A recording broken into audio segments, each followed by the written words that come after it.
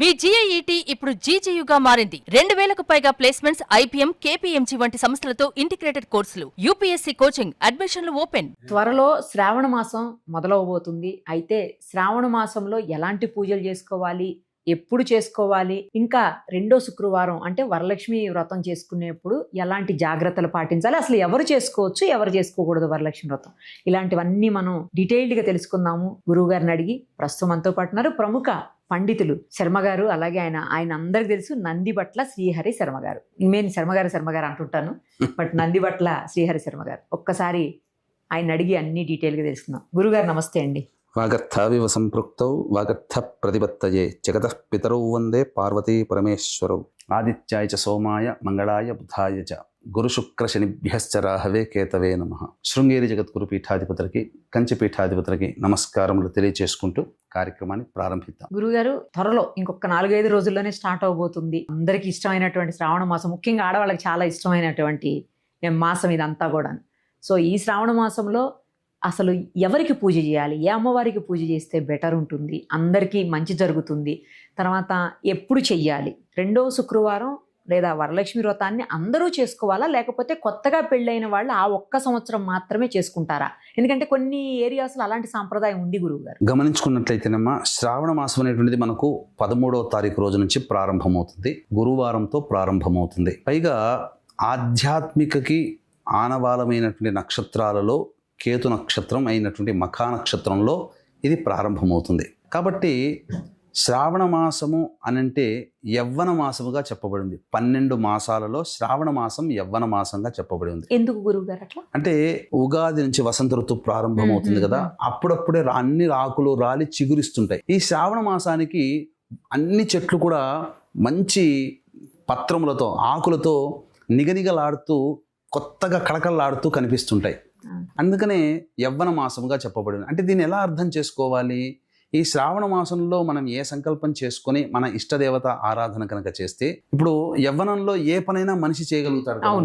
అలాగే యవ్వన మాసం ఈ మాసంలో సంకల్పం చేసుకుని దేవతానుగ్రహాన్ని పొందితే అతి శీఘ్రంగా మన సంకల్పం నెరవేరుతుందని ఉద్దేశించడానికి ఈ యొక్క మాసానికి యవ్వన మాసముగా చెప్పబడి ఉంది. అలాగే మీరు అడిగినట్టుగా శ్రావణ మాసం అనేసరికి చాలా మందికి గుర్తుకొచ్చేటువంటిది మంగళగౌరి వ్రతాలు, అలాగే టపిక్కున వరలక్ష్మి వ్రతం. కానీ యుగ యుగాల నుంచి కూడా ఈ 2 దేవతా ఆరాధనలతో పాటుగా ప్రప్రథమముగా ఈ యొక్క ఈశ్వర ఆరాధన ఈ శ్రావణ మాసానికి కేటాయించబడింది.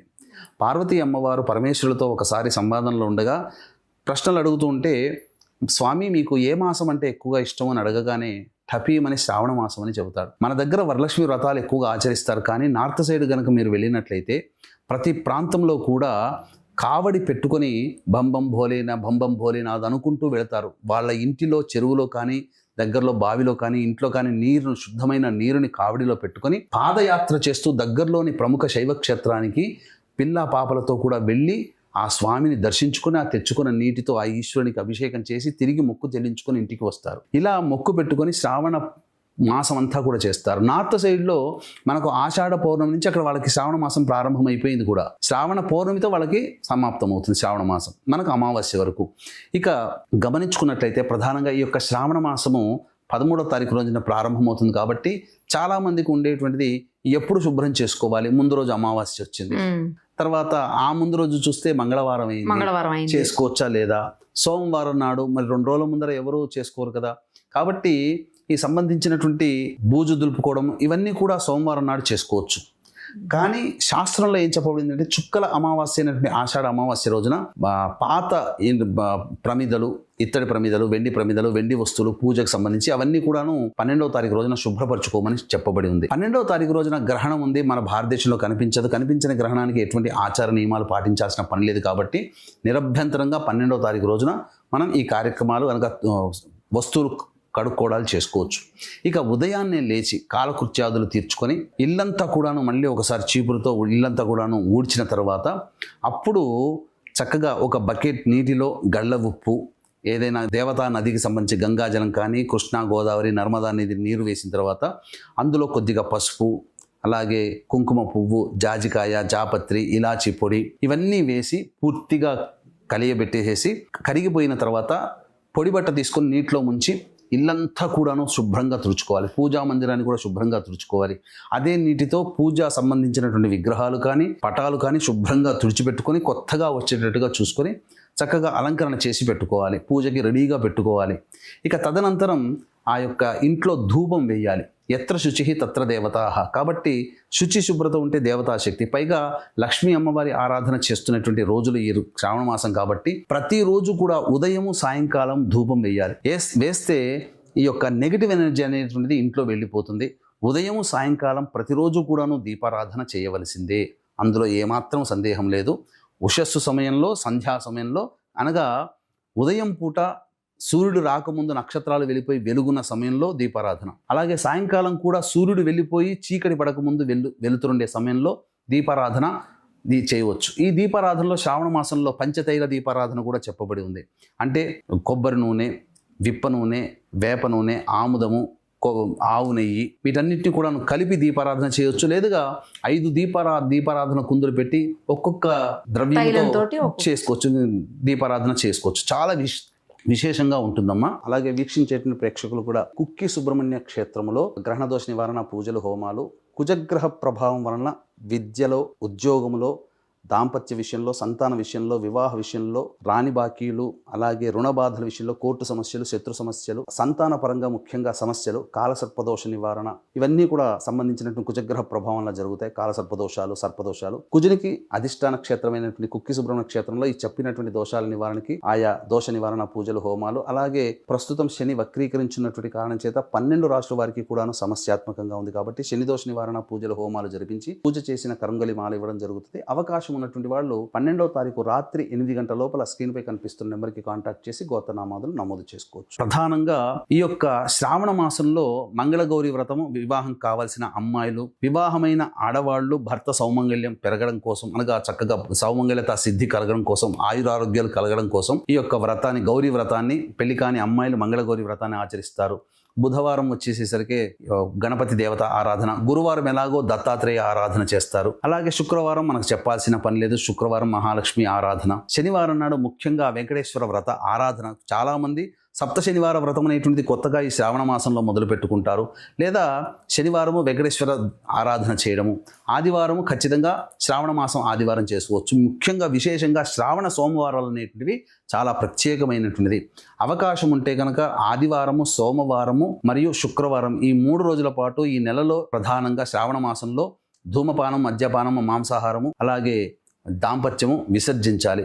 నెల రోజుల పాటు కనుక ఖచ్చితంగా ఉండగలిగితే అన్ని దురలవాట్లు పక్కకు పెట్టి నిష్టగా గనక ఉండి ప్రతిరోజు కూడాను ఉదయం లేచిన దగ్గర నుంచి రాత్రి పడుకునేంత వరకు కూడా శివాయ నమః, శివాయ నమః లేదా నమశ్శంకరాయ, నమశ్శంకరాయ అంటూ జపం చేసుకుంటూ ఉంటే పరమేశ్వరుడు ఆనందంగా ఉండి ఈ యొక్క శ్రావణ మాసంలో ఇచ్చేటువంటి ఫలితాన్ని, ఆ మానవుడికి కలిగే యోగాన్ని వర్ణించడానికి కవులకి సైతం కూడా మాటలు రావు అని అతిశయోక్తి కాదమ్మా. కాబట్టి ఈశ్వరానుగ్రహం చాలా అతి శీఘ్రంగా ఈ యొక్క శ్రావణ మాసంలో కలుగుతుంది. అందరూ కార్తీక మాసం అంటారు, కానీ శ్రావణ మాసమే చాలా గొప్పదైనటువంటిది, ఈశ్వరానుగ్రహాన్ని ప్రసాదించేటువంటిది. ఇక ప్రధానంగా ఏకాదశి, చతుర్దశి తిథులలో వంకాయ తినకూడదు. ఈ శ్రావణ మాసంలో అసలు వంకాయ కూర తినకూడదు, నిషిద్ధం శ్రావణ మాసానికి. ఇలా ఈ విధంగా చక్కగా చెప్పబడి ఉన్నటువంటిది. ప్రధానంగా శ్రావణ సోమవారాలు చక్కగా ఈశ్వరారాధన చేస్తే వివాహం కావాల్సినటువంటి అబ్బాయిలు, అమ్మాయిలకి అతి శీఘ్రంగా వివాహం కలుగుతుంది. ఎందుకు తినకూడదు గురువుగారు వంకాయ? అంటే దీంట్లో సైన్స్ అనేటువంటిది జోడించి ఉందమ్మా. అంటే ఎక్కడ కూడా నేను చాలా మటుకు దీని విషయం తెలుసుకున్న తర్వాత అనేక చోట్ల నేను పరిశీలించాను, కానీ నాకు దీనికి సంబంధించినటువంటి విషయం మనకు ఎక్కడ చెప్పబడలేదు. కానీ సైన్స్ ప్రకారంగా ఆలోచిస్తే ఈ వంకాయ, గోంగూర లాంటివన్నీ కూడా ఎలర్జీని పెంచేటువంటి కరెక్ట్. కాబట్టి ఆషాఢ మాసంలో గ్రీష్మ ఋతువు ఉండి శ్రావణ మాసానికి వర్ష ఋతువు ప్రారంభమవుతుంది. ఈ ఆషాఢ శ్రావణ మాసానికి సంధికాలంలో వర్షాలు పడిపోయి శరీరంలో ఉష్ణోగ్రతలు మారుతుంటాయి. వేడి నుంచి కొద్దిగా చల్లదనానికి వచ్చేసరికి ఇన్బ్యాలెన్స్ అవుతుంది మానవ దేహం. కాబట్టి అతిగా ఇచ్చేటువంటి, అనగా ఈ ఎలర్జీని సూచించేటువంటి వంకాయ తిన్నారనుకోండి, శరీరంలో వాతావరణం ప్రకృతి పరంగా జరిగే మార్పులకి శరీరం తట్టుకోలేదని నిషేధం చేసి ఉండవచ్చు మన మహర్షులు. అంతేలే సార్. ఆ విధంగా గురువుగారు నేను ఒకటి అడిగాను మిమ్మల్ని, కొంతమంది పెళ్ళైన మొదటి సంవత్సరం మాత్రమే వరలక్ష్మి వ్రతం చేసుకుంటారు, మిగతా సంవత్సరాలు చేసుకోరు, కొన్ని ఏరియాస్ ప్రకారం అంటే వాళ్ళకున్న సాంప్రదాయం ప్రకారం అవును. అడిగాను. అలాగే చేసుకోవాలా లేకపోతే ప్రతి శుక్రవారం చేసుకున్నా మంచిదైనా ప్రతి సంవత్సరం? ఎవరైనా కానీ ఈ సంబంధించినటువంటిది ప్రధానంగా కొంతమందికి ఆనవాయితీ లేని వాళ్ళు చేసుకోరమ్మా. కానీ చక్కగా ప్రతి సంవత్సరం చేసుకోదలిస్తే చేసుకోవచ్చు. కొత్తగా పెళ్ళైనటువంటి వాళ్ళు లక్ష్మీ ఆరాధన ఎందుకు చేస్తారనంటే ఇంట్లో భోగభాగ్యాలు చక్కగా అభివృద్ధి చెందాలనే ఉద్దేశము. కానీ ముఖ్యంగా వివాహమైనటువంటి ఆడవాళ్ళు మొదటి సంవత్సరంలో పట్టేటువంటిది ఎక్కువగా మంగళగౌరి వ్రతం అమ్మ. 5 సంవత్సరాల పాటు పట్టుతారు. మంగళగౌరి వ్రతాన్ని ఆచరించినట్లయితే ఖచ్చితంగా 5 సంవత్సరాల పాటు ప్రతి సంవత్సరం ఈ శ్రావణ మాసంలో మంగళవారం రోజున ఈ యొక్క మంగళగౌరి వ్రతాన్ని ఆచరించి ఈ 5 సంవత్సరాల లోపల ఎవరికైనా కానీ వివాహం అవుతున్నటువంటి అమ్మాయికి పుస్తెలు దానం చేయాలి. ఇందులో వ్రతం నియమం అది. తర్వాత మంగళగౌరి వ్రతాన్ని చక్కగా ఆచరించి ప్రతి సంవత్సరం ముత్తైదులు పెంచుకుంటూ పోవాలి. ఇలా చేసుకుంటూ వ్రతాన్ని ఆచరించినట్లయితే, నిర్విఘ్నంగా కనుక చేసినట్లయితే నిజంగా భర్త యొక్క ఆయుష్, పూర్వకాలంలో వివాహం అల్పాయుష్యుడైనటువంటి మానవులకి ఈ అబ్బాయిలకి దీర్ఘాయుషు కలిగినటువంటి మహిళలకి ఇచ్చి వివాహం చేసేవాళ్ళు. అంటే అమ్మాయి జాతకంలో భర్త సౌమంగళ్యం ఎక్కువగా ఉండాలి అనేటువంటిది చూసి, అలాగే ఈ వ్రతాన్ని ఆచరించిన మహిళకి భర్త ఎప్పుడు కూడాను చిరంజీవిగా ఉంటాడని మనకు వట సావిత్రి వ్రత విధానంలో సావిత్రి సత్యవంతుల కథలో మనకు తెలుస్తుంది. యముడి దగ్గరికి వెళ్ళి కూడా తిరిగి సంపాదించుకోగలిగినటువంటిది. కాబట్టి ఈ విధంగా చేయవచ్చు. శ్రావణ సోమవారాలు చేయవచ్చు, అన్ని విధాలుగా చక్కగా చేయవచ్చు. ఫైనల్లీ ఒక్కటి చెప్పండి గురువుగారు, ఇప్పుడు అంటే ముత్తైదులు కానివారు, భర్త లేని వాళ్ళు కొంతమంది చెప్తా ఉంటారు ఈ పూజ చేయకూడదు అని అంటుంటే విన్నాను నేను, కానీ అది కరెక్ట్ కాదేమో అనిపించింది నాకు. మీరు చెప్పండి గురువుగారు. అంటే పూర్వ సువాసనులు అంటారు, భర్త లేని వాళ్ళు అని చెప్పి మనం ఎగతాళి చేయకూడదమ్మా. ఎందుకనంటే ప్రతి స్త్రీకి అనేక దశలు అనేటువంటివి ఉంటాయి. ఇప్పుడు భార్యలని మగవాడికి కూడా ఒక దశే కదా. అంతే. కానీ మీరు గమనించుకున్నట్లయితే పార్వతీ అమ్మవారి యొక్క దశ మహావిద్యల రూపంలో చూసుకుంటే ధూమావతి రూపం ఉంది. ఆ అమ్మవారి స్వరూపం ఏంటి? విధవరాలైనటువంటి స్వరూపము. అంటే అమ్మవారే చెప్పింది, నాలో ఒక స్వరూపమే ఈ యొక్క స్థితిరా, కాబట్టి మీరు నిందించకండి అని చెప్పేసి. కానీ చాలా మంది అనకూడదు, కానీ మన ప్రేక్షకుల్లో చాలా మంది విజ్ఞులు ఉన్నవాళ్ళు ఉన్నారు. కొంతమంది నేను చూసినప్పుడు బయట మనకు ఇంటికి వచ్చి పేరెంటాలు వచ్చి పిలుస్తారు, మొహమాటం కొద్దీ మీరు కూడా రండమ్మా అని అంటారు. తల్లినో అత్తయ్యనో పిలుస్తారు, వాళ్ళతో పాటు కోడలను కూతురును పిలిచినప్పుడు వాళ్ళు వెళతారు. అందరికీ ముందరగా ఆర్భాటంగా చేస్తూ వాళ్ళు బాధపడే విధంగా మాటలు మాట్లాడుకుంటూ కిలకిల నవ్వుకుంటూ అన్ని సంగతులు చెప్పుకుంటూ వీళ్ళని వచ్చేసరికి కొద్దిగా దూరం జరగండమ్మా, పక్కకు జరగండమ్మా అని చెప్పి వాళ్ళని ఏదో అంటరాని వ్యక్తిని చూసినట్టుగా ఆ పూర్వ సువాసనలు చూస్తుంటుంటారు. కనీసము వాళ్ళ కంటి ముందరనే అందరికీ ఆ విధంగా చేస్తూ ఆ యొక్క స్థితి చూసినప్పుడు పూర్వ సువాసనలు వాళ్ళు అనుభవించిన బాధ వాళ్ళకి తెలుస్తుందమ్మా. అయ్యో నాకు కూడా ముత్తైదుగా ఉంటే నాకు కూడా ఇటువంటి భాగ్యం కలిగేది కదా, నా భాగ్యాన్ని నోచుకోలేకపోయానని లోపల బాధపడుతుంటారు. ఆ బాధపడడానికి కారణం మనమే కదమ్మా. కాబట్టి అమ్మవారి దైవ స్వరూపాల్లో పూర్వ సువాసిని కూడా ధూమావతి రూపాన్ని చూపించింది. కాబట్టి వాళ్ళని ఏమాత్రం కూడా మనం ఇబ్బంది పెట్టకూడదు. వాళ్ళని కూడా సాధారణంగా గౌరవంగా ఆహ్వానించి ముత్తైదుకు పెట్టాల్సినటువంటి గాజులు, పసుపు, కుంకుమ వాళ్ళకి తాంబూలంలో పెట్టకుండా ఒక పండు చక్కగా ఇచ్చి వాళ్ళని సత్కరించవచ్చు. వాళ్ళకి సంబంధించినటువంటి రకరకాల రంగు చీరలు పెట్టకుండా వాళ్ళకి కూడా ఏదైనా కానీ చక్కటి నేత అయినటువంటిది ఒకే రంగు ఉన్నటువంటిది వాళ్ళకి పెట్టవచ్చు, తప్పు లేదమ్మా. ఈ అమ్మవారికి పూజ చేసేటప్పుడు, ధూమావతి అమ్మవారికి పూజ చేసేటప్పుడు విధవరాలైనటువంటి అమ్మాయిని వెతుక్కొని ఇవ్వమన్నది శాస్త్రం. కాబట్టి ఎక్కడ కూడా పూర్వ సువాసనలు దూరం పెట్టమని లేదు. అయితే పూర్వ సువాసనలు ఈ యొక్క వ్రతం మీరు అడిగారు, వ్రతాన్ని ఆచరించవచ్చా అని. కానీ అయితే పూర్వ సువాసనలు కుంకుమ పూజ అనేటువంటిది చేయకూడదమ్మా. కాబట్టి మామూలుగా కలశం పెట్టకూడదు, మామూలుగా చిత్రపటానికి పూలమాల వేసి అష్టోత్తర విధానంగా పూజ చక్కగా చేసుకోవచ్చు. అయ్యో నా భర్త బ్రతికున్నప్పుడు నేను చేసుకున్నానే, ఇప్పుడు నేను చేసుకోలేకపోతున్నా అనేటువంటి బాధపడాల్సిన అవసరమే లేదు. చక్కగా ఈ సంబంధించినటువంటి అష్టోత్తర పూజా విధానంగా అమ్మవారికి చక్కగా చేసుకొని ఇంట్లో తనకు తోచిన నైవేద్యం పెట్టుకోవచ్చు, పూజా ఫలాలు పెట్టుకోవచ్చు.